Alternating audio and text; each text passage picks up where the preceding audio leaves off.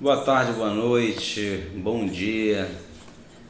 No momento que você estiver assistindo esse vídeo, eu creio que será de grande importância para a sua vida e Deus vai tocar grandemente na sua vida, no seu coração, vai poder te deixar mais tranquilo. Seja o que você estiver passando, mas vamos falar um pouquinho aqui sobre sabedoria divina.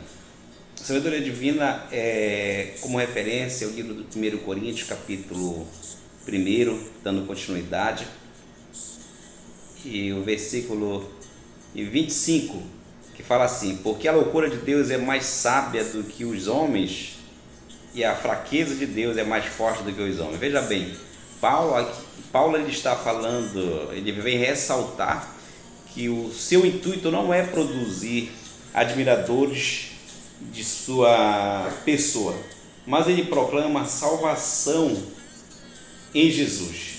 Para isso, ele não usa de mecanismo a sabedoria humana, mas sim, eu posso dizer que ao invés disso, ele usa as palavras simples para dar a ideia de que o processo é baseado na ação de Deus e não pela ação do homem. O poder do Evangelho para persuadir a audiência deriva da mensagem em si. No entanto, eu quero dizer a você que ela não é do mensageiro que a entrega, mas sim ela é a mensagem de Deus que vem através do mensageiro.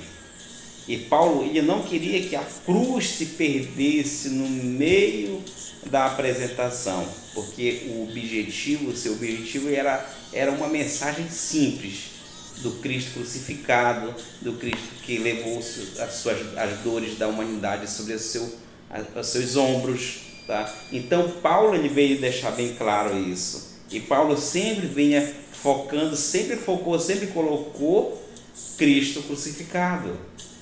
Então o que é que ele diz aqui? Então quando ele ao declarar as divergências entre os pensamentos dos judeus e grego, Paulo ele afirma que os escândalos era escândalo para os judeus e era loucura para os gregos. Por quê? Os judeus, nos tempos bíblicos, a morte de cruz era algo vergonhoso, significava maldição para o condenado. Isso era o que? O escândalo para os judeus. Enquanto que para os gregos eles eram, como eles eram os pensadores, que eles estavam sempre à procura de explicações novas, atraentes, que eram baseadas nos preceitos da sabedoria humana. Para estes, a mensagem da morte de Cristo era completa loucura, e a simplicidade da mensagem era delírio. Então o que é que a gente vê? Que neste versículo Paulo ele proclama a mensagem de Cristo crucificado. A morte de Cristo trouxe a salvação. Paulo deixa bem claro isso, e esta é uma mensagem central do Evangelho, tá? E quando no versículo 27 ele fala assim: pelo contrário, Deus escolheu as coisas loucas do mundo para envergonhar os sábios, e escolheu as coisas fracas do mundo para envergonhar as fortes. Veja bem, que Paulo agora ele vem falar sobre a vocação dos irmãos. Ele afirma que a mensagem de Cristo, que ele tratou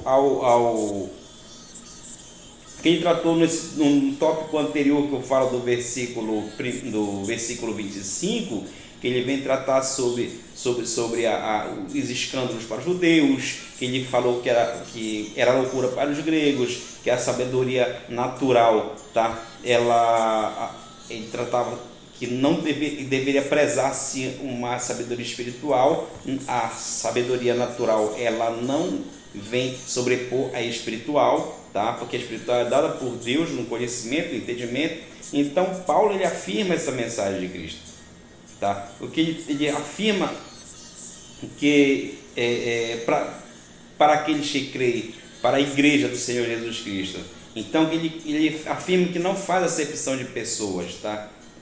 Ele não faz acepção. Ele demonstra que a sabedoria de Deus, ela anda contramão à sabedoria do homem. É isso que a palavra de Deus está falando aqui, tá? Ela anda contramão à sabedoria deste mundo, de um mundo, a sabedoria secular, de um mundo perverso, um mundo enganador, tá? Ou seja, Deus, ele escolheu as coisas loucas, fracas, humildes, desprezadas, que não são, para avergonhar as sábias, as fortes, as que são.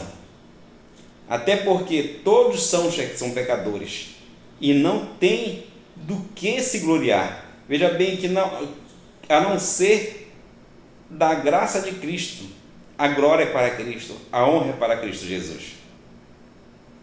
E no versículo 31, ele fala assim: para que, como está escrito, olha, para que, como está escrito, aquele que se gloria, glorie-se no Senhor.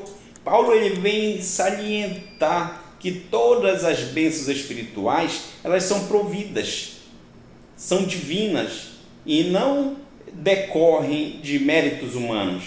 Nós temos que reconhecer isso para evitar o orgulho e a autossuficiência.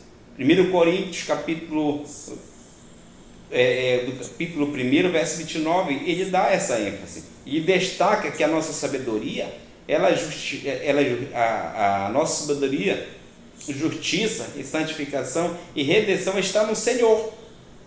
Ela está no Senhor, ele não vem de nós mesmos. No verso 30 ele deixa claro isso. Então Cristo providenciou tudo e nós simplesmente confiamos nele.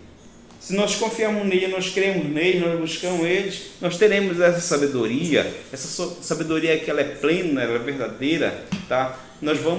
Ele pegou as coisas loucas, as coisas fracas deste mundo, as coisas humildes, para confundir as que são. E nós estamos para fazer a diferença nesse mundo. Então está bem claro para nós.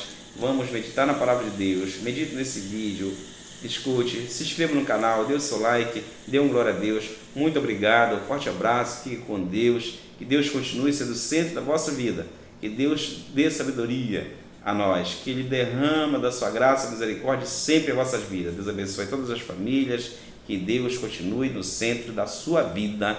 Jesus te ama e eu também te amo. Fique na paz de Cristo.